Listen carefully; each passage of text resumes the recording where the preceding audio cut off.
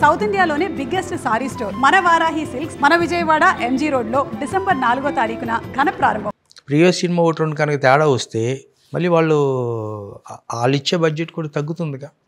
ఇప్పుడు మళ్ళీ కొత్త సిస్టమ్ ఏంటంటే ఓటీటీ వాళ్ళు మనకి తెలుగులో ఒక 200 కోట్లు కలెక్ట్ చేస్తుంది అని అంటే ఇప్పుడు మనం ఓటీటీ ఒక 50 కోట్లకో ఓటీటీకి అమ్మేమనుకోండి, ఏమంటే 200 మీరు మన 75 అడుగుతాడు 50 ఇచ్చాడు అనుకోండి, మీరు 200 కోట్లు కలెక్ట్ చేస్తుంది అంటున్నారు కదా, 200 చేయనివ్వండి మీకు 75 ఇస్తాం, 200 కన్నా తగ్గితే ఇచ్చే 50లో కూడా తగ్గిస్తాం అంటున్నారు. ఓకే, అంటే వాళ్ళు పర్సంటేజెస్ ఎంత బాగా ఆడితే అంత డబ్బులు ఇస్తాం అంటున్నారు. తేడా వస్తే మేము కూడా తగ్గిస్తాం అనే లెక్కలో ఉన్నారు. లేదు సినిమా రిలీజ్ చేయండి, రిలీజ్ అయిన తర్వాత మీ హిట్ని బట్టి మేము రేట్ ఇస్తాం అంటున్నారు, పర్సంటేజ్ హిట్ని బట్టి ఇస్తాం అంటున్నారు, కొనుక్కుంటాం అంటున్నారు. ఇవాళ మనం పెట్టే బడ్జెట్లకి ఇప్పుడున్న పరిస్థితుల్లో పెట్టే బడ్జెట్లకి సినిమా థియేటర్కల్గా అన్ని డబ్బులు రావు, డిజిటల్ మీదే 50% రావాల్సిన పరిస్థితి వాళ్ళు.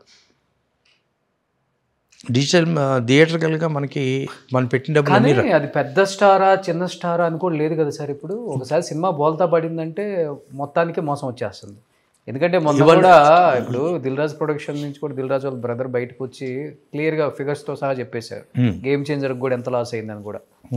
ఇవాళ పెద్ద స్టారా అవన్నీ పక్కన పెట్టేసాయి, ఇవాళ కంటెంట్ అండి, కంటెంట్ అంతే.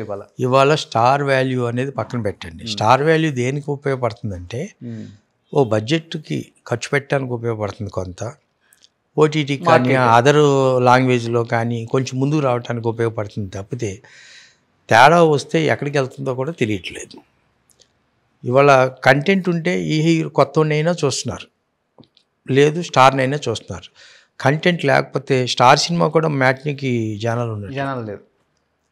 అలాగే స్టార్ హీరో కానివాడు కొత్తవాడు వచ్చిన తర్వాత కంటెంట్ బాగుంటే మీకు మార్నింగ్ షోకి జనం తక్కువ ఉన్నా ఫస్ట్ షోకి వచ్చేసరికి పికప్ అవుతుంది.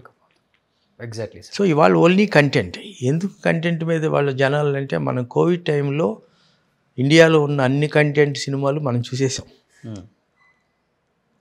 డబ్ చేసి అప్పుడు సినిమాలు అన్ని టీవీలో వచ్చి నీకు ఇళ్ళ నుంచి ఎవరు కదిలేవారు కాదు. అవును, అలవాటు పడ్డాం. ఆ కంటెంట్కి అలవాటు పడ్డటం వల్ల ఏమైంది, మన తెలుగులో కూడా కొంచెం మంచి కంటెంట్స్ వస్తే బాగుంటాయి కదా అనే ఆలోచనలో ఉన్నారు.